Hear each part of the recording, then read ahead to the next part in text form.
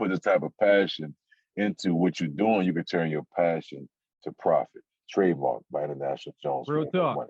Yeah. Hey, yo, this business shit. So, all right. So to notice that it is, not just to notice it, to hear you say it was a blueprint. It was the way that we structured shit. So I believe part of No Limit success and part of all of y'all success was, like you just now said, 365. So understanding that every song on an album, y'all gave a new feel. Right. Y'all didn't have no structure to like the normal people that was building albums from beginning to end. Like I did one album that was like a whole movie script between everything. Right. You feel me? Sticky Fingers, one of my big homies, shout out Joe. He does movie script shit. Shout out to Onyx. Yeah. So y'all shit was literally a new feel. Fuck what you just heard. Song number 3 is completely different. And you got to feel some different shit on it. And then song number 4, I'm going to give you. So with No Limit, you was able, and then y'all gave a fucking 21, 22 songs on every album. So that just gave it, I could go wherever I wanted to go. Let me elaborate. You heard me? We had production. So when you tasted it, it was what it was. You feel me? On top of that, you know, I could put an extra few on the plate because I'm holding. Like, you know what I'm saying? I'm holding. Right. I can hit you. You come and see Fat Boy, I can hit you with a few extra grams. Yeah, come on, man. Like so like that was his hustle perspective. And that was, you know, man, Russell Simmons was watching that when it came down to advertising. We were the first people to put the album covers of the next releases in there. I saw Russell, you know, kind of emulate that and add that, which we're supposed to learn from each other and continue to be greater. You know what I'm saying? So he had a system.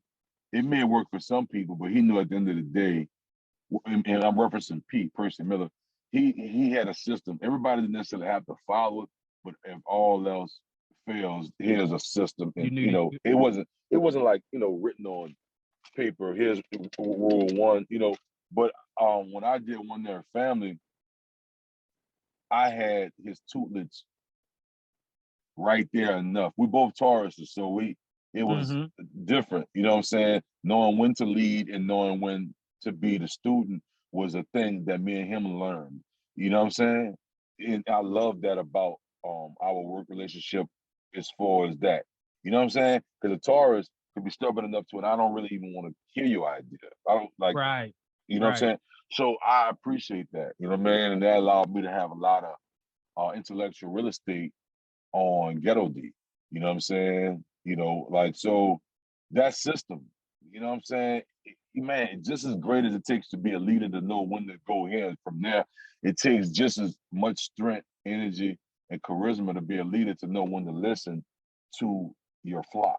You know what I'm saying? When to listen to your people, you dig? So, yeah, no doubt, man. No doubt. That shit, man. You just now fucked me up because you just now mentioned that fucking CD cover. Or you flip that bitch open and look for the next No Limit. And that shit you said. And P lied to us. AP, you lied to us on a couple of them albums they never dropped. Motherfucking, did Mercedes ever drop? We looked at Mercedes for probably about 4 fucking years. Mercedes did drop, okay? Mercedes did drop. Mercedes dropped. I'm going to just tell you what happened. Most people got caught up in the mix of the releases. So he a hustler. So his thing was, you know, like my single, All You Can Get. He about to get all he can get. You know what I'm saying? So it went from him putting it together, saying, shit, this where we at with it. Okay, what? They're gonna give me what? They're gonna give me what every time I release a project? What? So what he did was he decided to run it up. And I couldn't be mad with him. We didn't get the memo. You know what I'm saying? He just, don't get me wrong, as a CEO, he didn't have to give us that disclaimer. But you know what I'm saying? But that's what happened. That's what went down. Okay, the releases was coming so fast. You might have missed the Mercedes. You might have missed a Little Italy. You might have missed the Little Soldiers because it just was every Tuesday. It ended up being a mark on the calendar to release something to get them checks, some advances that was coming when he was turning the projects in. Okay, got you. But that's what we loved about it. I mean, that shit gave us inspiration for the next, you know, what was coming next. And Yo, what's the name? You know, that's what we about to drop real soon. We about to talk about that in a second. I got one question for you, right? Oh, you know we talking about it, man. TGIF. That's one of the main things I wanted to talk about. But we got to get through. I told you it's a nostalgic feeling over here. We got to get through that history. I'm giving the viewers just some fun of like what the hell is these dudes doing? You know what I'm saying? Hey, make sure y'all watching the YouTube. Make sure y'all subscribe to the YouTube and everywhere. You feel me? Hey, Fiend, I got a question for you. It's a personal question that I wanted to know, but it's something that I always wanted to know. On your first CD, and like I told you, I was real big on the Rest in Peace songs. That's how I caught those. I was real big on the Rest in Peace songs because when No Limit dropped in 98, 99, when they was really running shit, 97, 99 to 99, you feel me? My mother passed in 97. So Rest in Peace, I appreciate it. So Rest in Peace songs meant something to me, you feel me? And then we in the streets at this time, so I'm losing homies and shit like that. And I noticed a connection. That's how I still remembered your brother name. I noticed the Kevin and then Kevin Miller. You and Master P, so I was like, damn, they got the same name, different brothers. So I was like, damn. Crazy, right? But I also noticed you mentioned Mystical sister Michelle on a song. But did I read the words? Was I saying the words correctly? You said like my girl was killed by an ex or something like that. You had a relationship with Mystical sister? Believe it or not, that song, it could have been, which there are no coincidences. I did not get the opportunity to have a relationship with Michelle. I came in on the tail end, but that was just a reference of a homegirl named Michelle that was going through something. But me and Mystical did a lot of writing, and always felt for him a special place, standing here behind him losing his sister. Well, behind his sister joining our ancestors. You know what I'm saying? I like to look at that overall picture. And me and him bonded on Big Boy Records as well as bonded on No Limit Records. No Limit. You know what I'm saying? Shout out to Mystical. When y'all get a chance, please go check out. He just had a Unsung on TV One that came out, if I'm not mistaken. So by all means, go check him out. God is good. Mystical out. Yeah, no doubt. Check him out. And he got new music eventually coming, so hang tight on that for sure. But yeah, man, it just me and Mystical both went to Corn, the same high school. You know what I'm saying? He graduated earlier than me. My heart just went out to him. You know what I'm saying? My heart just went out to him. Him being the oldest sibling in the family, left the FIEND take care of his mom, his brothers. You know what I'm saying? So shout out to him, bro. My brother went through some obstacles and some trials and tribulations like we all do. And I think he is an unbelievably strong, full of courage man. I don't know if he noticed how I look. I know he know I got love and respect for him. But I don't know if he know, like, I fuck with you. I fuck with you. I got the utmost respect for you. I think you are one of the most amazing lyricists to exist. I went to concerts and seeing you perform when the speakers go out, a cappella, still rapping on the mic, like the mic on, you know what I'm saying? Like, I seen him be one of the greatest entertainers from New Orleans in an era of time in my life, and I just totally have nothing but love and respect for him. So I just want to say that for him, you know what I'm saying? I think that he get booked all the time, but I don't feel he get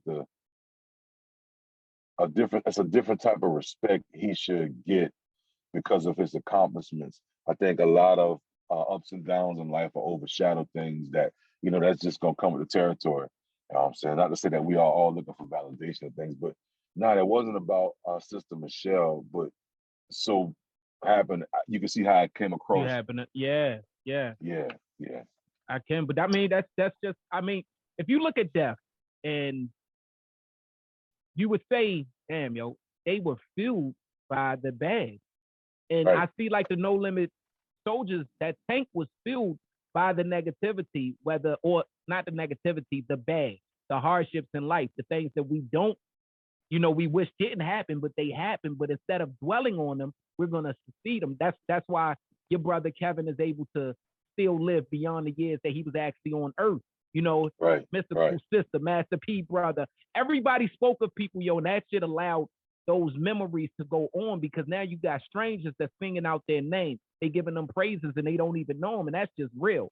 So you left No Limit. You left No Limit after 2 albums, and both albums did great too. You know, I think one was like charted like #1, and one was charted what, like #8? Oh, they both charted? Both did. They both hit #1 on Billboard. Shit, that's dope. So you left.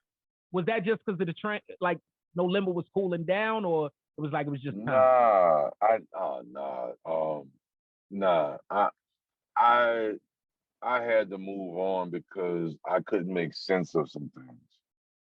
You know what I'm saying? And then I became a young father, and I just had no one to talk to figure out some things financially, you know, and I just didn't have a real conversation on what my finances were going to be.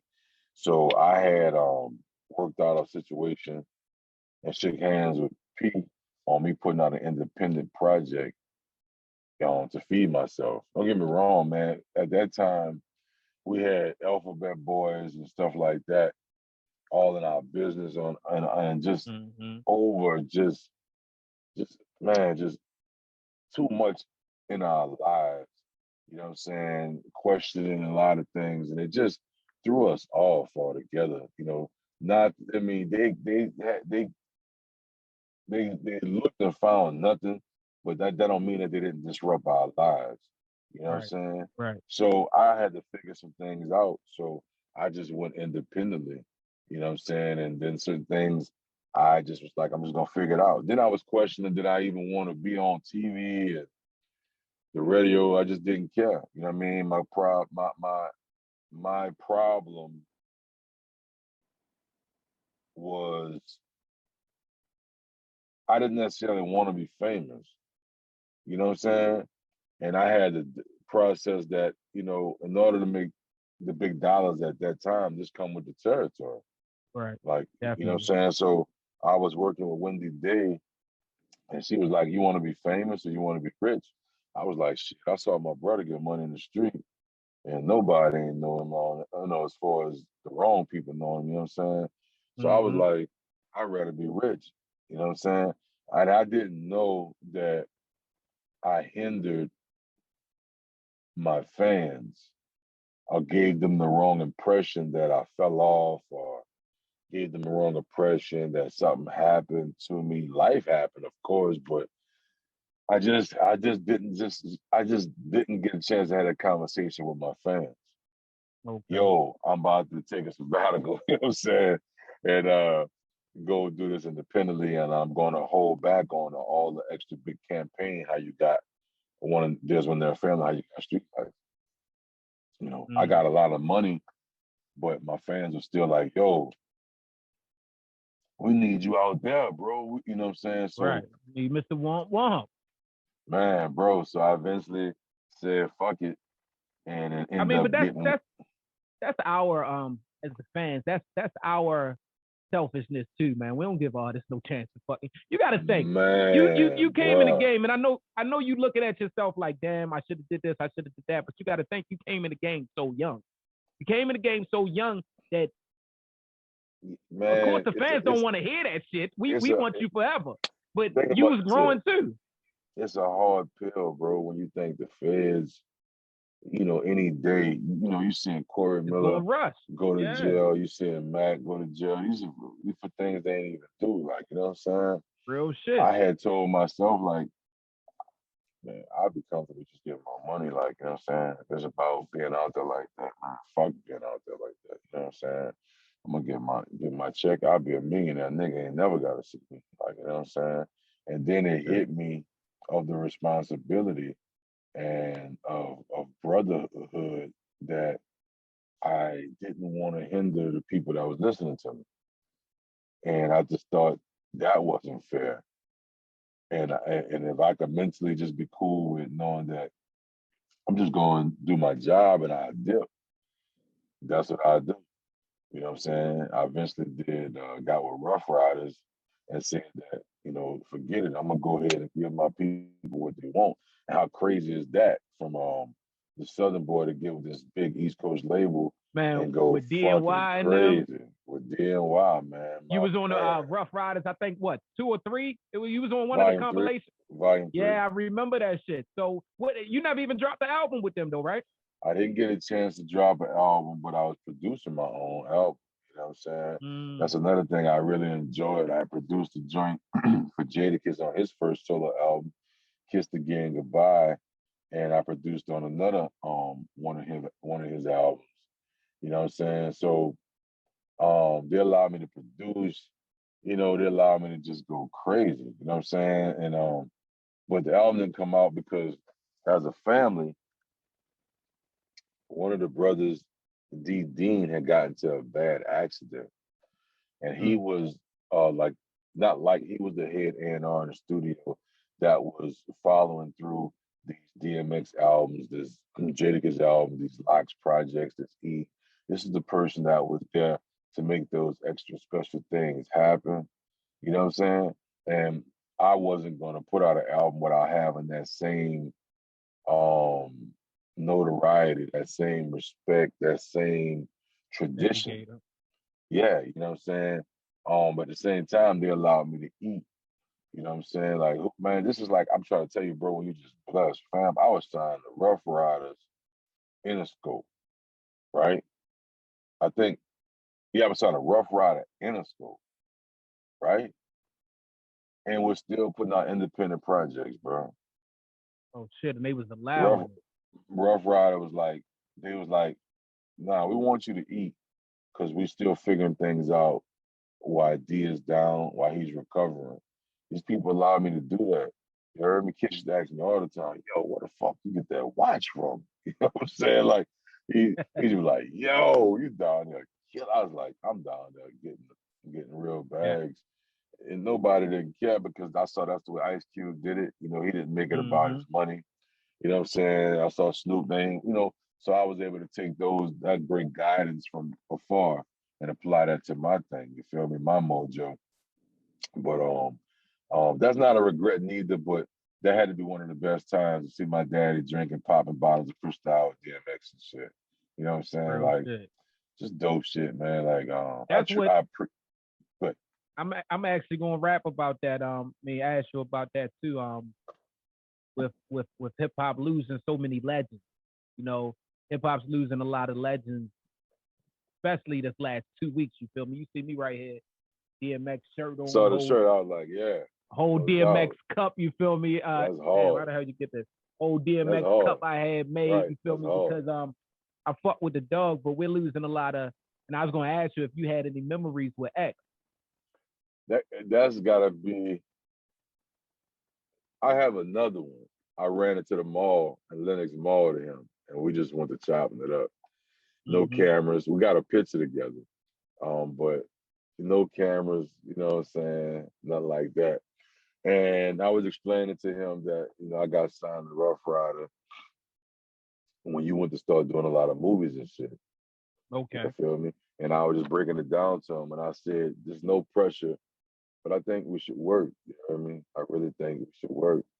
And he was like, no doubt. He gave me his number. We chopped it up for a minute, took a picture. I didn't want to overstay my welcome as far as camaraderie and, let the dog go on his way. But I see that clear as day as I'm talking to you about it, right?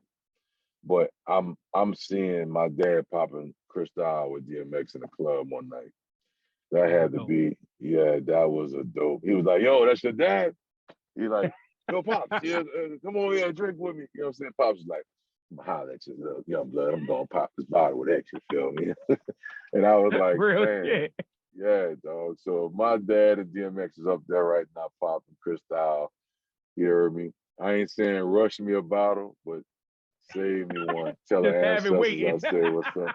Yeah, it's all real, love. You feel me? We got more work to do. I know that our real ancestors shit. needed y'all help, and I know that's all it was about. You feel me? Real talk, yo.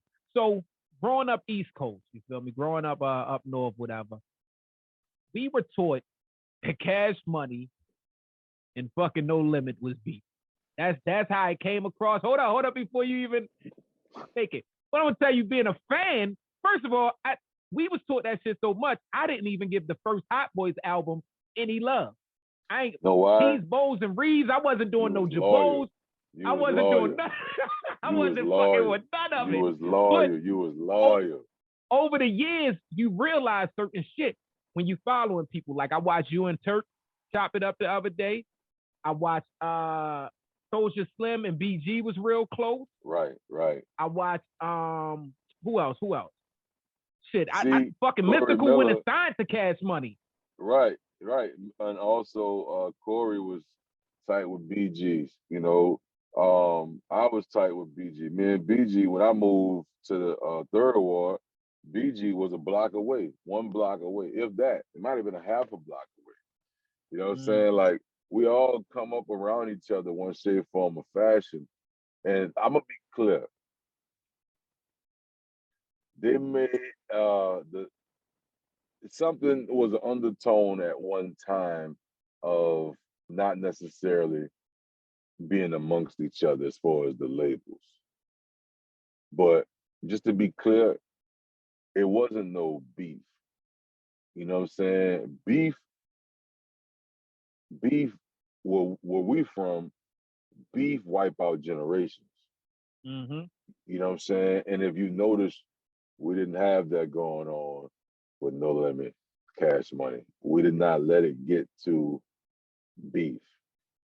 You know what I'm saying? These are just childhood cats that probably had their own personal on the court, walking home from school. You know what I'm saying?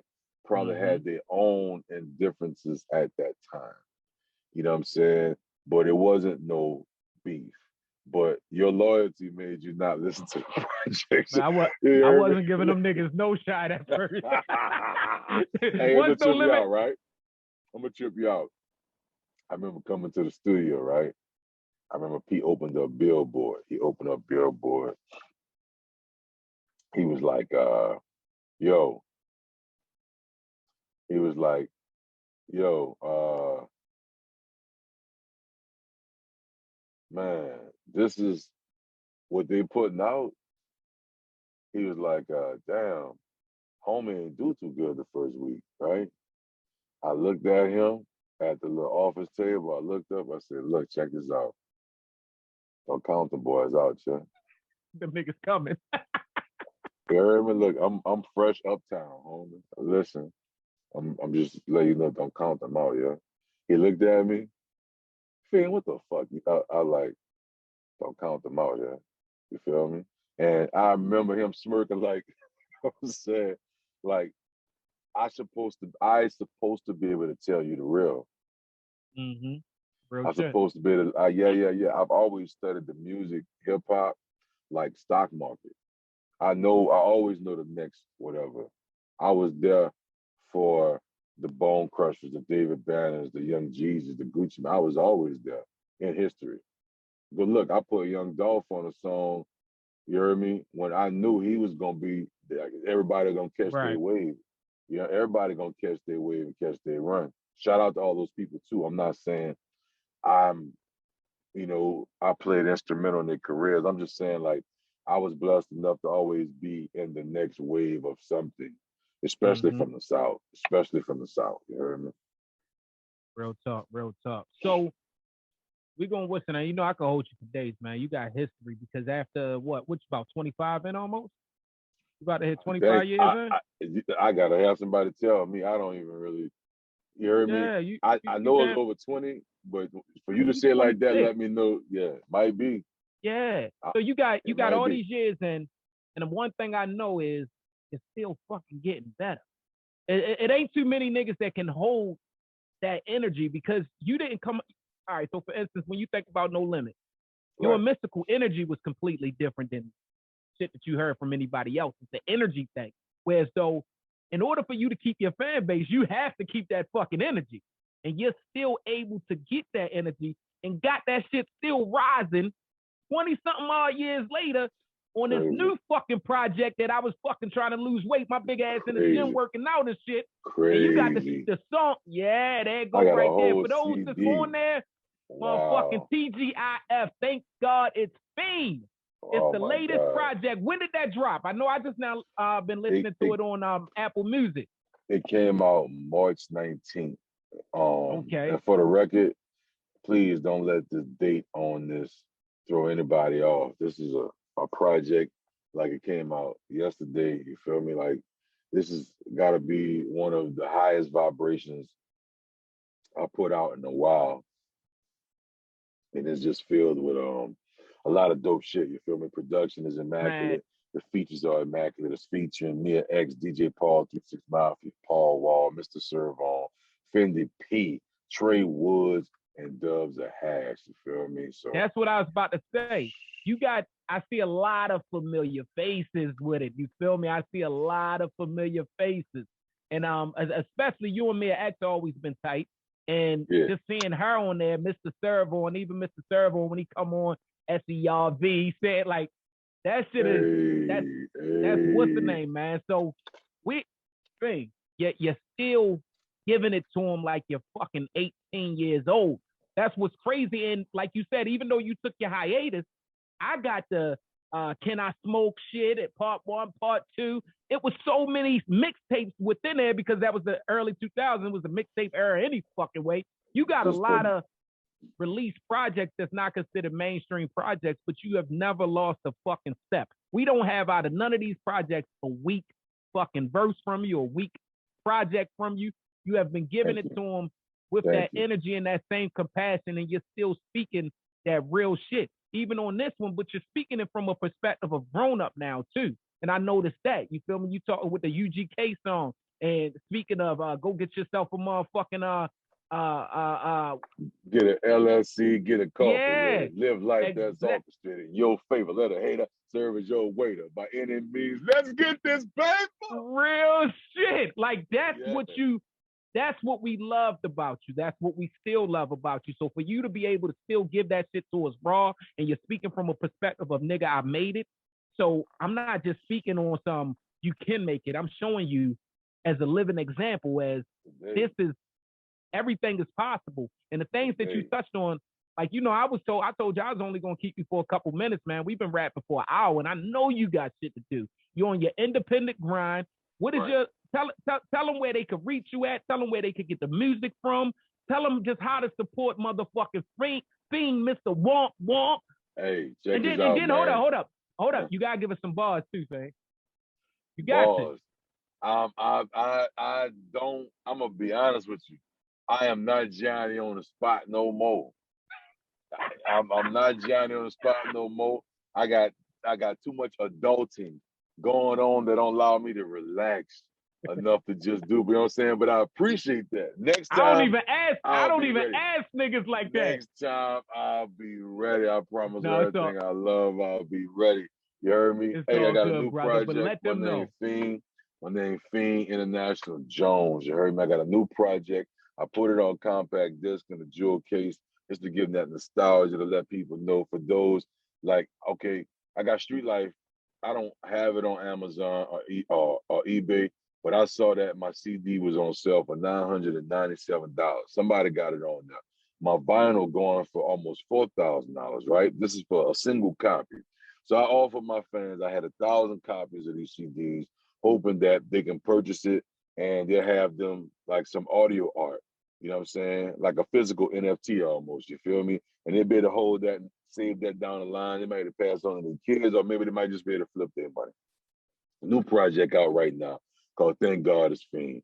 This project is 14 cuts, 14 joints on here. I got production from the Mecca 504. He did 5 joints on there. I got production from DJ Spin, production from Raphael RJ2 from Beats How You Want Them, production from Chefry Kitchen. He do a lot of Starlito stuff. I got production from myself on it. I produced the intro. I produced the outro on that joint. I don't want to leave nobody out. You heard me? Green on the Track produced Love Nobody. The Regime also produced some stuff on here. Oh my God, bro. Shout out to all these guys from giving me all their time and their energy to make such a dope project. Check us out. You need to listen to this project. The reason why you need to listen to this project is because not only you need some go-getter fire underneath your ass to get up in the morning to go handle your business, you need to be reminded that you a dope motherfucker. Everybody watching this right now, you a dope somebody. You feel me? They got this project is made for cats. No matter you working at McDonald's or whether you own a couple McDonald's, this project is made for that. If your dad was able to kneel down and tie your shoes, or if your dad and your mom was missing in your household, this project is for you. You feel me? They got songs on here like Protect Your Energy. I just hope that this project finds you, you hear me, safely. I hope that you're safe, you survive this pandemic, this plandemic, and that you are good. You feel me?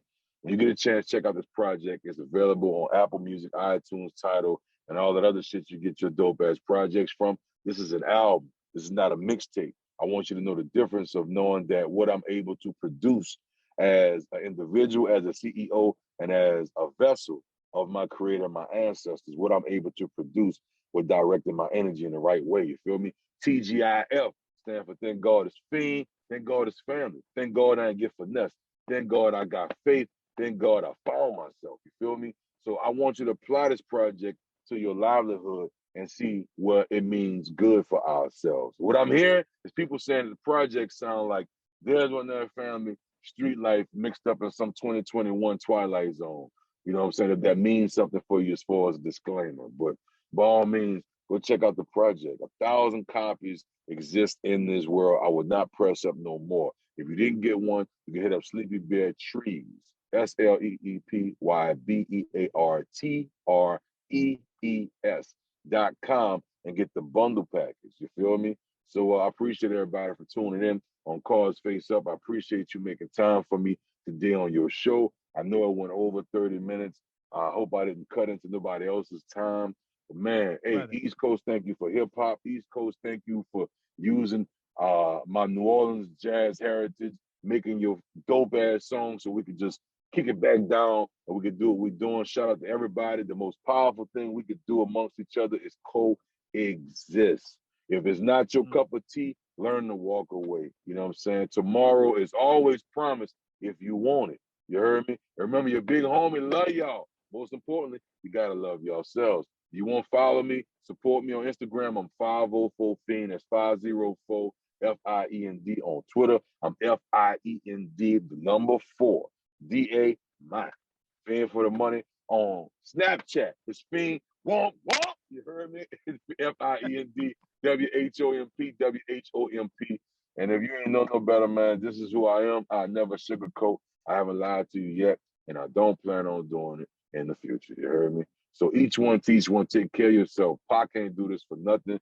Cube ain't do this shit for nothing. And WA ain't do this shit for nothing. Public Enemy ain't do this shit for nothing. UGK ain't do this for nothing. And everybody else that decided to lend their time, energy, and their voices. So let's keep this going for another 40 years or so that some other people could take care of themselves and take care of families. You heard me? Word. Hey, Fiend. Yeah.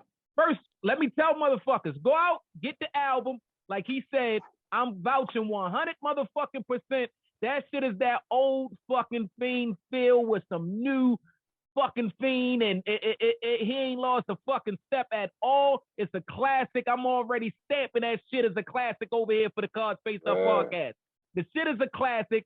I love it from beginning to end. It got that familiar faces on there, like I said. You feel me? Got Mama on there. Yeah, it has Mr. Serve.